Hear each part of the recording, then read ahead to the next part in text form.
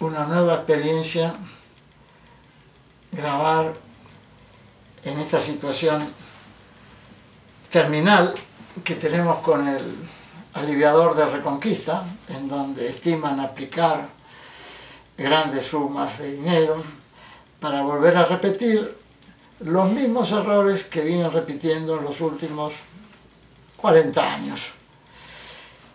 Esos errores no son imputables a conciencia alguna,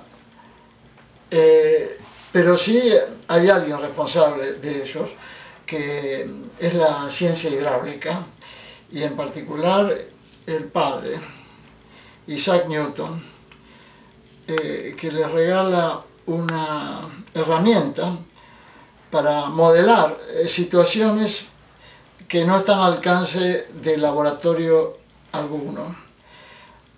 Tal el caso de la modelización física de flujos en planicies extremas con pendientes que no superan los 7 milímetros por kilómetro, y en la práctica, en el tramo al que vamos a referir, son del orden de los 4 milímetros por kilómetro. Esto es 4 milésimas de milímetro por metro. Es lo mismo que hablar del suspiro de una mosca. Si pretendemos extrapolar esas energías gravitacionales como aquellas capaces de impulsar a cuencas como de la Amazonas, que ya no tiene 4 milímetros, sino tan solo 2 milímetros por kilómetro en los últimos 900 kilómetros, y alcanza a sacar 14 veces más caudal que nuestro río Paraná, a 3 veces más velocidad, a 4 nudos por hora, 7,5 kilómetros por hora, con tan solo 2 milímetros de pendiente por kilómetro en los últimos 900 kilómetros.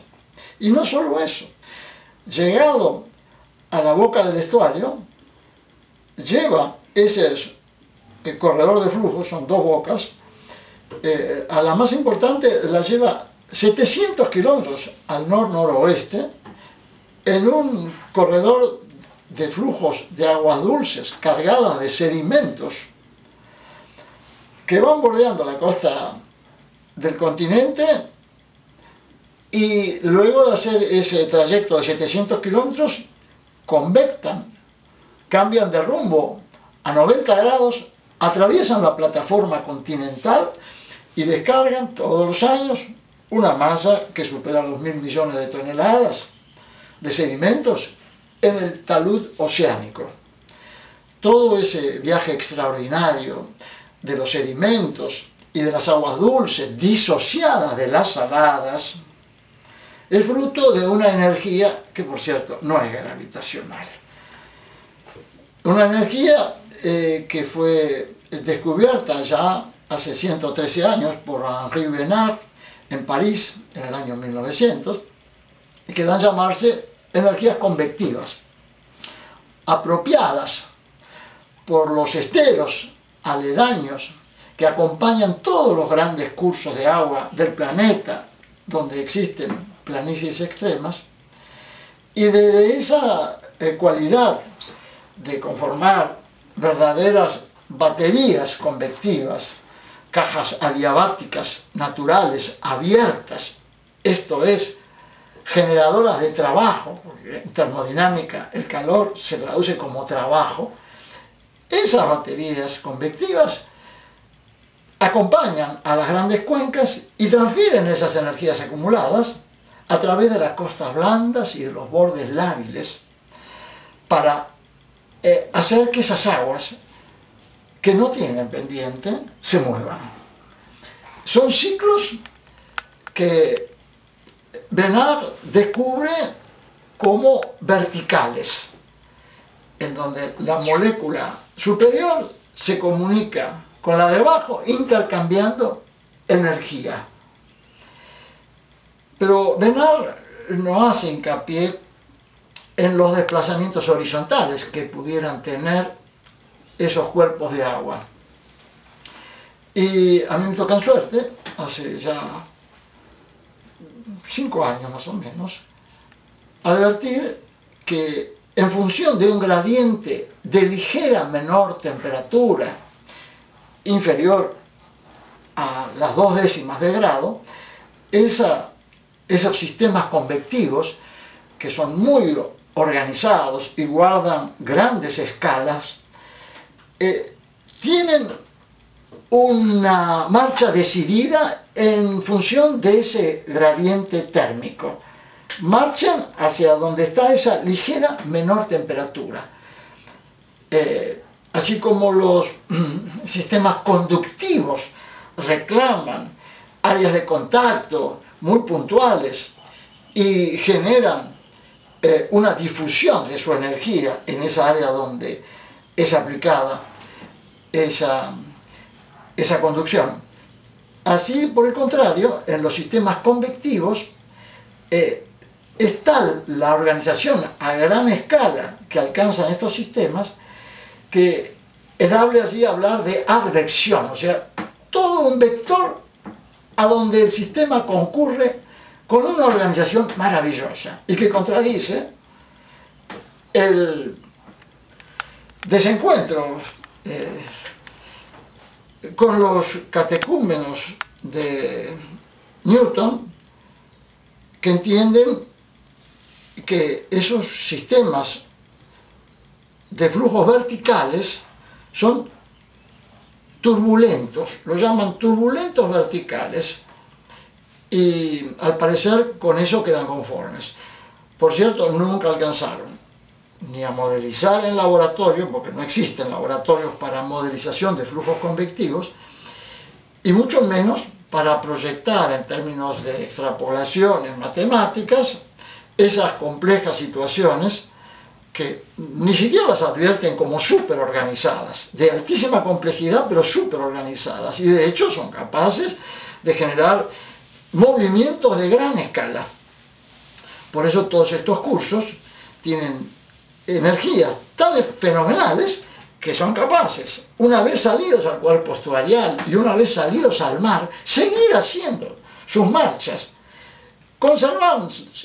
conservándose disociadas de las aguas saladas, que siempre los oceanógrafos estimaron que las aguas dulces en todo caso marcharían por encima de las saladas, ignorando o no apreciando que esas aguas dulces van tan cargadas, llevan tan alta carga de sedimentos, que van por abajo de las saladas, y como todos los sistemas convectivos guardan memoria de esas marchas en los fondos de los tránsitos que llevan. Esa situación particular de la ciencia hidráulica, de la mecánica de fluidos, tan ajena a estos procesos que son responsables de todos los movimientos de fluidos merced a la energía solar, en algún momento va a tener que ser reconocido, porque todas las obranzas que se han generado en planicies extremas a lo largo del planeta en los últimos 150 años han sido desastres que ya no es cuestión de imaginar el dinero invertido, sino el daño que han hecho a esos ecosistemas, incluso tratando todos esos desconciertos de los resultados, siempre en función de las urgencias de las poblaciones que solicitan ayuda, porque los pobladores básicamente se alertan cuando el agua cubre sus viviendas, o sea, en función de eventos máximos deciden los salteos en las riberas, los rellenos en los esteros y bañados, los tablestacados para que las embarcaciones hagan buen uso de las riberas, y esas actitudes que no contemplan para nada las necesidades del ecosistema y sí las del hombre, son justamente las responsables de la ruina de todos esos cursos de agua en planicies extremas. Porque si advertimos que no hay energía gravitacional alguna en esas pendientes de milímetros por kilómetro, y todo se mueve merced al sol, entonces esos salteos en las riberas, esos tablestacados, esos rellenos en esas baterías convectivas, quedan totalmente disociadas y esa energía solar, que por dar un ejemplo, en Manaos, en el verano, cada centímetro cuadrado de suelo, en esos esteros aledaños al Amazonas, acopian 865 calorías por día. Entonces es muy fácil estimar que la energía solar acumulada en los esteros aledaños al Amazonas supera con creces todo lo que el hombre consume de energía en el planeta. Ahora, ¿cómo es posible que semejante sistema pase por tan soberana ignorancia por la comodidad de seguir siendo los fieles discípulos de Newton, fieles a ese catecismo? Si comparamos qué provecho saca el planeta del Sol, bueno, aparte de iluminar nuestros ánimos, porque es difícil sería sostener nuestro psiquismo sano si no tuviéramos la ayuda del Sol. Imaginemos esta comparación. Todo lo que la verdura que gozan nuestros ojos, generados en natura, solo aprovechan el 0,023% de la energía solar que llega a la Tierra. En tanto, aquella energía que es aplicada al movimiento de los fluidos es mil veces mayor que la que necesita la fotosíntesis para generar verdura. 1000 veces mayor, moviendo fluidos, y todavía seguimos modelando flujos en sistema de caja negra, por supuesto, porque ahí nadie controla nada, con energías gravitacionales, donde no las hay. O sea, semejantes abismos cognitivos, no sé.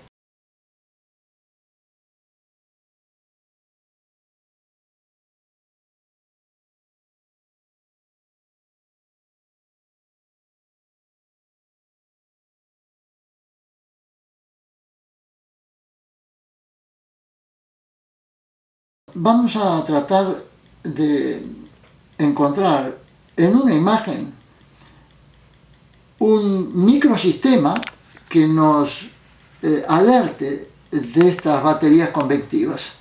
Esta imagen responde a una captura hecha de un pequeño avión volando a unos 150 metros de altura, a la altura de Celaya, en el brazo interdeltario del río Luján.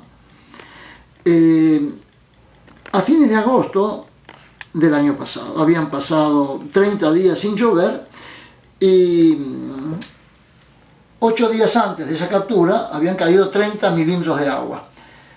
Esa área de la planicie del brazo interdeltario tiene pendientes de 7,5 milímetros por kilómetro en un área de 7,5 kilómetros de largo, lo que va desde el ferrocarril Belgrano hasta la autopista 9. Fui muy afortunado de tomar esta imagen de alta resolución en un área mucho mayor que la que muestra la pequeña imagen, y luego advierto en esta garcita que tenemos aquí la suerte de tener un objeto que me permita determinar la escala de esta pequeña sangría de agua que discurre por la planicie, que en este caso, en este lugar tenía unos 5 kilómetros de ancho el anegamiento, y aquí está mostrando, por la altura de la garcita, que no debe haber más de 20-30 centímetros de agua. Incluso aquí están todos los pastizales. Es una llanura que hacía 8 días había llovido y todavía se conservaba bien anegada. Pero no se advertían sistemas de flujo otros que estuvieran direccionados a la única salida, que es en el puente de la autopista 9, que está en esta dirección, o sea, siguiendo la línea de esta sangría. Pero se advierte que esta sangría es una improvisación que generó este pequeño microsistema reproduciendo lo que es propio de los esteros.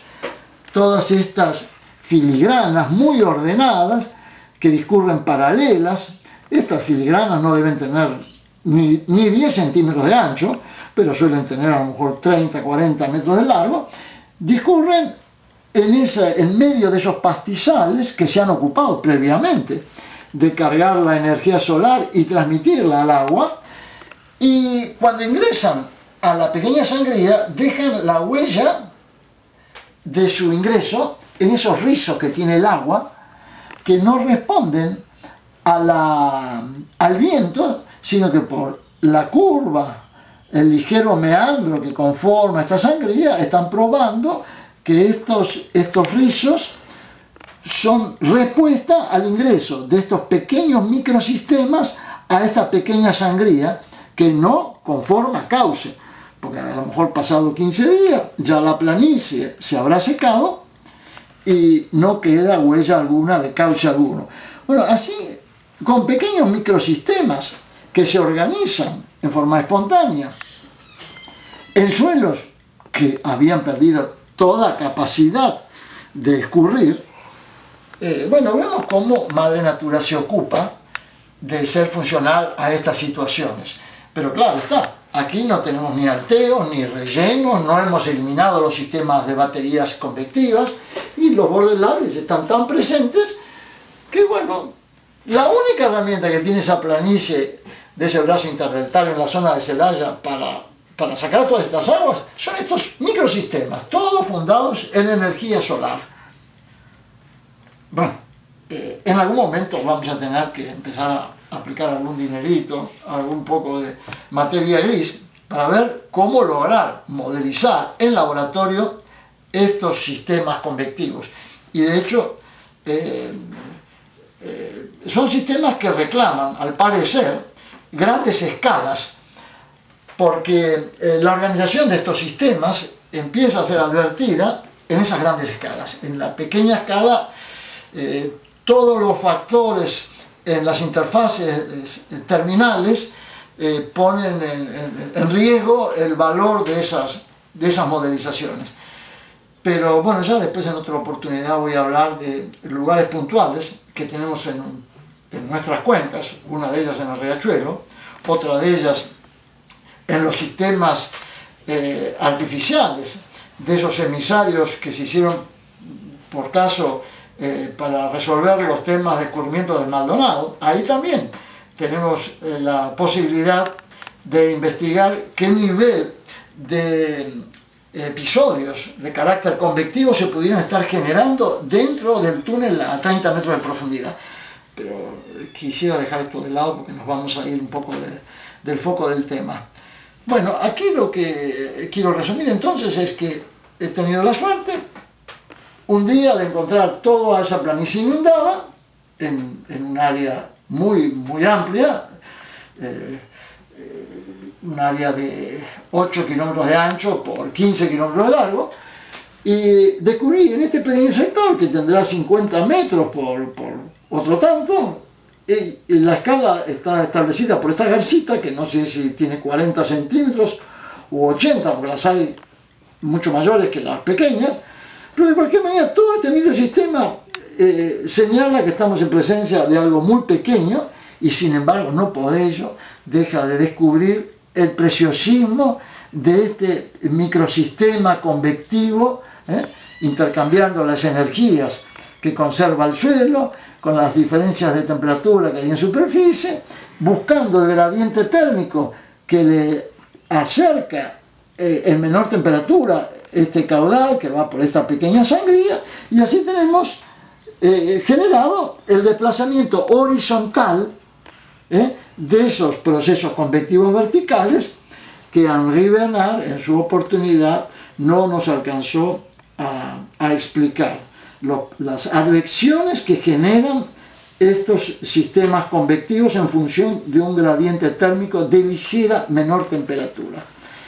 Antes de salir de estas situaciones, quiero traer por contraste cómo es posible que estos sistemas funcionen ya en áreas estuariales donde no tienen la suerte de contar con riberas cercanas, de costas blandas y bordes lábiles, que les acerquen esa transferencia de la energía solar. Y el caso es que una vez que estos cuerpos tributarios estuariales y marinos alcanzan esas áreas receptoras de gran amplitud, allí lo que sigue generando la suerte de ese tránsito son los propios sedimentos que transportan esos corredores de flujo. Si tuviéramos oportunidad de considerar un ejemplo muy específico, el que tenemos en Manaus, en Brasil, allí se da el encuentro de dos cursos de agua. El Solimões, que viene muy cargado de sedimento, y el Río Negro. Se encuentran y marchan por el mismo cauce perfectamente disociados. Y no solo disociados. El Solimões, el que tiene más carga de sedimentos, marcha a más velocidad que el Negro. ¿Por qué? Porque justamente ambas riberas tienen esteros por todos lados. El sol cae lo mismo en una ribera que en otro, pero el Solimões está lleno de sedimentos y esos sedimentos incorporan esa energía solar, que el Río Negro no. Y por eso el Solimões marcha a más velocidad que el Negro, en el mismo cauce, en la misma situación. Ahí no podemos hablar de que estamos hablando de cosas distintas. La única diferencia en ese ejemplo puntual es que el curso de agua que tiene sedimentos marcha con más energía que el otro. Y cuando llega a las aguas saladas, esa misma energía es la que se ocupa de llevar ese sistema de agua dulce rebotando en el fondo. Por ende, el satélite Aquarius poco lo discierne, porque el satélite mide solo los primeros 5 o 10 centímetros, y es capaz ese sistema de hacer recorrido de hasta 700 kilómetros y llevar esas formidables cargas alimentarias, atravesar la plataforma continental y volcar todo eso en el talud oceánico. Bueno, esto es todo lo que quería decir de estos sistemas convectivos. Ahora vamos a ir a hablar de nuestro aliviador de la Reconquista. Es el motivo de esta pequeña comunicación.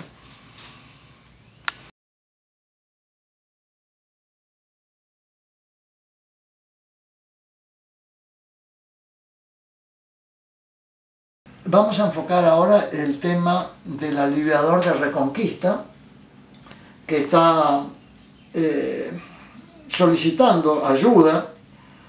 Estos 4.700.000 personas están solicitando ayuda del Estado provincial para resolver los problemas que tienen con todas sus miserias.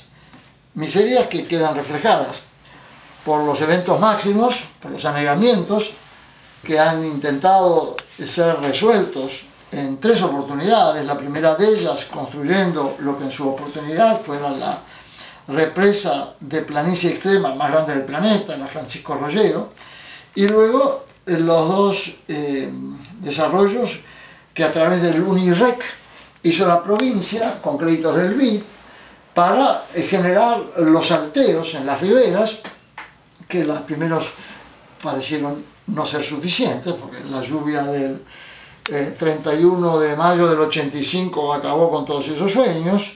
Ese día hubo 100.000 evacuados en la cuenca de Reconquista. Ese día a la provincia le costó más de 240 millones de dólares los desastres provocados por esa lluvia. 308 milímetros registrados en Don Torcuato en el lapso de 24 horas. Así fue que en la década del 90 vuelven a insistir ante el BID para más dinero y reforzar esos salteos. Bueno, el caso concreto es que todas esas inversiones y esos sueños y esos proyectos de aliviar los riesgos de los anegamientos provocaron que el tema de los flujos ordinarios mínimos, que son los que tienen que ver con la capacidad de carga que tienen estos ecosistemas para recibir nuestras miserias, y de ahí viene fundada esa relación de carga másica, o sea, la capacidad que tiene el cuerpo receptor para recibir miserias. Pero el caso es que este aliviador de Reconquista, lo mismo que su madre, el río Reconquista, no tiene ninguna capacidad de carga. No digo poquita, no tiene ninguna. Y vamos a ver por qué llevo esta expresión a ese extremo y por qué incluso digo que son sarcófagos pretendidamente hidráulicos y que son ríos soberanamente muertos. Y no solo este aliviador de Reconquista, sino todos los tributarios urbanos del oeste que intentan salir al estuario a través del estrecho curso del Luján. Desde el arroyo Escobar, el propio río Luján, el aliviador Reconquista, el Basualdo, el Darregueira, las Tunas de Darregueira, el arroyo Claro, el arroyo Garín, todos esos tributarios urbanos del oeste están igual soberanamente muertos que este al que vamos a entregar imágenes de esa muerte terminal. Por lo tanto, es inútil en estos cursos de agua querer imaginar el beneficio de hacer cloacas o de forrar con oro las riberas y los cauces, e incluso más, traer agua de algún santuario celestial y cambiar toda esta agua podrida por agua de santuario, porque si el sistema no tiene esas energías solares que le permite hacer su camino al estuario, es inútil forrar con oro las riberas, pulir con diamantes las riberas, esas forradas previamente con oro, traer agua de santo, es exactamente lo mismo, no sirve para nada. Son cursos de agua que divinieron cuencas endorreicas, cerradas, no salen. Y el cierre lo conforma la calidad de agua que está transitando por el cauce del Luján. Aquí lo vamos a ver. Vamos a ir viendo en esta imagen que ahora voy a movilizar, la disociación radical que existe entre las aguas del Luján que marchan por aquí y las aguas de Reconquista que llegan hasta aquí. Aquí hago una observación a los señores del BID, que nos han regalado, y eso conforma un verdadero fraude, aunque uno diga ¿cómo? Un fraude si es un regalo. Y bueno, es un fraude porque nos regalan una evaluación de impacto ambiental fabulada con esos criterios mecánicos que no toman en cuenta para nada estas energías y que mucho menos toman en cuenta estas imágenes que prueban que este río está muerto y que es inútil aplicar todos los millones, los cientos de millones de dólares. El primer tramo iba a tener 680, que el año pasado, al año siguiente se iban a duplicar, 1.360 millones de dólares aplicados a este río muerto para hacer cloacas. ¿Y esas cloacas a dónde van? A un río muerto. ¿Y qué ganamos con eso?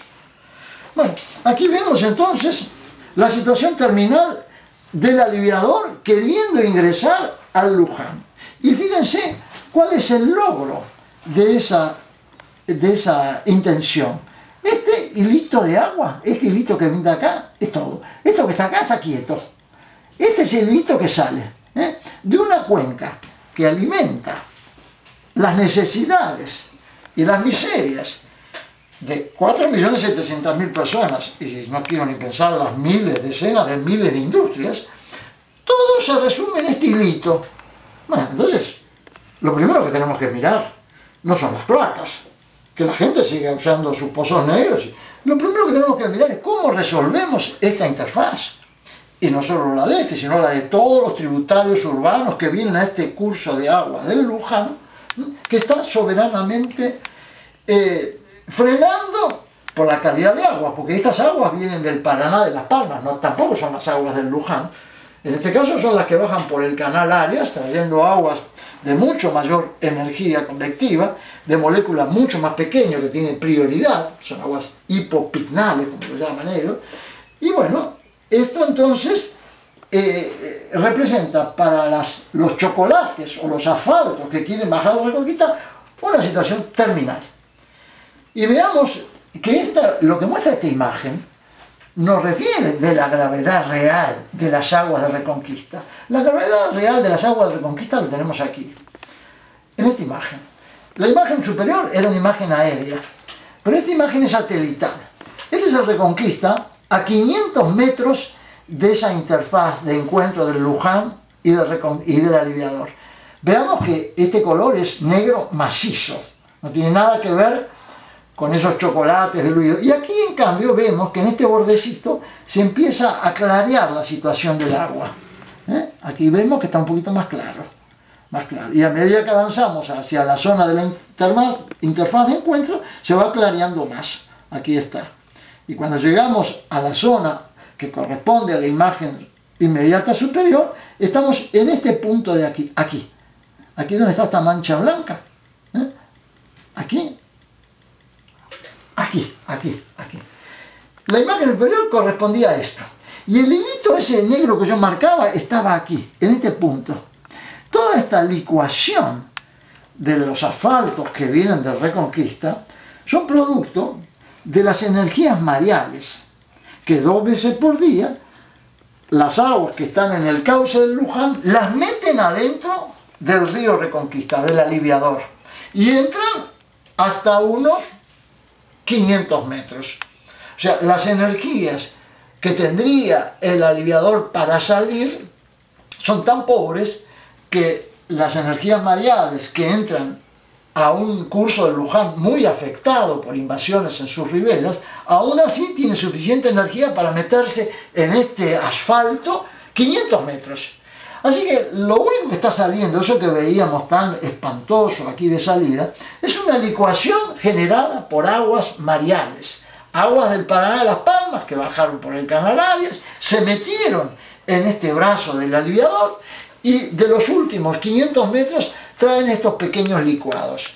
Pero la situación real del aliviador del Reconquista no es lo que vimos en la imagen esta que yo pongo aquí abajo, no es esta.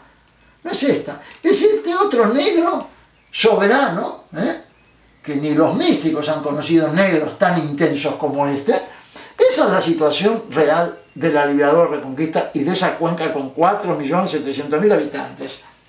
El problema entonces aquí es empezar a ver cuáles son las herramientas que tenemos para considerar alguna solución a este problema del desencuentro de este y de todos los tributarios urbanos del oeste que quedan frenados por completo con las aguas del cauce del Luján, que no son del río Luján, sino de todos los brazos que desde el Paraná de las Palmas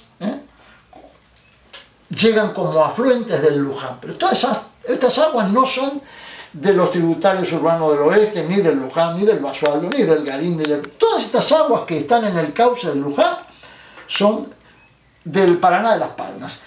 Y tenemos incluso más, que lograr sacar estas aguas, ponerlas en el cauce del Luján y llevarlas 15 kilómetros hasta la boca del estuario. Para eso tenemos que reponer esas energías solares, para eso tenemos que triplicar el ancho del cauce del Luján y incorporarle 100 metros adicionales de pastizales, de costas blandas, de bordes lábiles, que conformen la suerte de esas baterías convectivas y de esos bordes de transferencia, que le den algo de esa energía solar, que le permitan a estos cursos de agua hacer ese tránsito de 15 kilómetros finales para alcanzar las aguas del estuario. Por cierto que en el estuario hay problemas que también reclaman una solución mucho más compleja que la que surge de este pequeño discurso. Pero vayamos a una imagen que nos plantea algo de la historia de todo este sector. Aquí tenemos el río Paraná de las Palmas, aquí tenemos la ciudad de Campana, y aquí tenemos marcados con 2 flechas rojas y una flecha blanca las direcciones de salida. O sea, el estuario está allá, estos ríos tienen que salir para allá. Bueno, hace 400 años los primeros conquistadores llegaban hasta Campana. Y en esa época el río Luján no salía como sale actualmente por aquí, sino que lo hacía apuntando hacia Campana. Esta curva del Paraná a la altura de Campana, que se llama la Vuelta del Hinojo, es fruto justamente del enfrentamiento de este vector del Luján, empujando las aguas del Paraná y obligando a hacer este pequeño desvío. Estamos hablando de tiempos en donde no había islas, no había estos territorios, sino que era todo agua. El arroyo Escobar hacía esto mismo. El arroyo Escobar es fruto de dos afluentes, que son el Pinazo y el Burgueño. Y el Reconquista, este que está aquí también, hacía lo mismo. Y todos estos cursos de agua, Reconquista, Escobar, Basualdo, Las Tunas, todos ellos salían en un pequeño espacio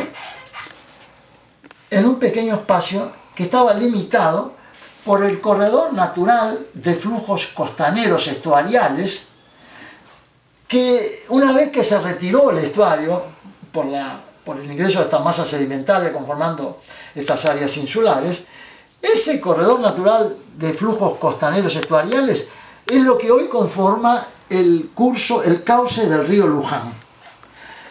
A medida que fue avanzando el delta, todos estos tributarios urbanos del oeste, que entonces no eran tributarios urbanos, sino tributarios naturales del oeste, al estuario, a este cuerpo estuarial, se vieron obligados a cambiar en 180 grados su dirección. Y eso lo hicieron en el transcurso de unos 200 años. A medida que iban avanzando, cada uno de ellos pegaba esa curva. Y se iba sumando al curso del Luján, que dejó de pasar por los humedales de Utamendi para empezar a ocupar este pequeño cursito que está aquí. Este hilito negro, eso es el río Luján, que viene por aquí, este que está aquí, que pega con una curvita así y que hace así. Este es el río Luján. Viene por aquí, muy chiquitito. Bueno, este hilito, que a esta altura del Reconquista, este es el aliviador del Reconquista, este de acá. Acá tiene 70 metros de ancho y aquí no debe tener más de 15 metros. Esta situación de tener tributarios relativamente importantes, porque son unos cuantos decenas de miles de hectáreas, escurriendo a un estuario, habla de una situación cómoda para esas entregas de estos sistemas tributarios. Pero si todo ese universo ahora se tiene que volcar a un cursito de agua miserable, como es el caso del arroyo Escobar, que sale por el Zanjón Villanueva, que hasta el año pasado tenía 10 metros de ancho y 1 metro de profundidad, y allí el señor Costantini quiere volcar los efluentes de su nuevo proyecto, 785 metros cúbicos de CUEX por hora. Esto es aproximadamente entre el 40 y el 60% de los caudales, no del Zanjón Villanueva, sino de los caudales del Luján en esa hora. Imaginen un curso de agua cuyo 40-60% son detritus humanos. Y eso está probado por el OPDS, por la Autoridad del Agua, por el gobernador Scioli, que le firmó a todo el municipio de Escobar, por decreto, el plan estratégico de un municipio que no tiene ni siquiera una oficina de planeamiento para asumir responsabilidades propias en materia de uso del suelo. Sin embargo, está todo acordado entre amigos. Esta situación entonces está llamada a agravarse en forma indefinida. No necesitamos, para señalar que todo este sistema está soberanamente muerto, pensar en el futuro, en las generaciones futuras. No, ya podemos considerar que estos tributarios muertos ya lo están hace más de 40 años. El tema es que el discurso ambiental va encontrando un lugar, va encontrando expresión, y entonces son temas que ya hasta la justicia tiene criterios más ricos para prestarles atención. Pero el caso es que de nada sirve aplicar dinero si no miramos por la interfaz tributaria de todos estos tributarios al cuerpito escuálido del Luján, cuyas aguas no son de estos sistemas tributarios del oeste, sino las que bajan de este río que todavía conserva aguas sanas, cargadas de energías convectivas, que son las del Paraná de Las Palmas. De manera que tenemos que limitar el ingreso al Luján de las aguas del Paraná, triplicar el ancho del Luján e incluso más para generar áreas de aguas someras que acumulen esas energías convectivas que vamos a necesitar para llevar todas estas aguas del aliviador que está aquí hasta el estuario que está por aquí. O sea, todo este recorrido le tenemos que proveer las energías, que vuelvo a repetir, no son gravitacionales. Hay que olvidarse de que los ríos salen por pendientes hacia el mar. No hay tales energías gravitacionales y todo lo que han hecho hasta ahora es fabulación matemática pura, nada más que para generar negocios y para generar la satisfacción de los que hacen esos modelos creyendo de que están en el paraíso. Sin embargo, ellos son los responsables indirectos, porque el responsable es Papá Newton, ¿no? Ellos son los responsables de estos infiernos. Así que es necesario hacer un planteo en legislatura de nación, porque este cuerpo de agua está relacionado con no solo muchos municipios, sino que está relacionado con el Tratado Internacional del Río de la Plata, y el plan este, incluso el crédito del BID, necesita del aval de la nación. Y entonces, bueno, si le pedimos el aval de la nación, también tenemos que entender que siendo un río que está relacionado con el Tratado del Río de la Plata, merece que sea la legislatura de la nación la que funde esa respuesta que exige el artículo 12 de la Ley General del Ambiente, que indica la necesidad de formular una ley particular para el tratamiento de estas cuestiones, de manera que en esa ley queden indicados señalados los indicadores ecosistémicos y ambientales críticos que eviten en los estudios de impacto ambientales los cantos de sirena. Bueno, esto es todo lo que quería decir. Muchas gracias.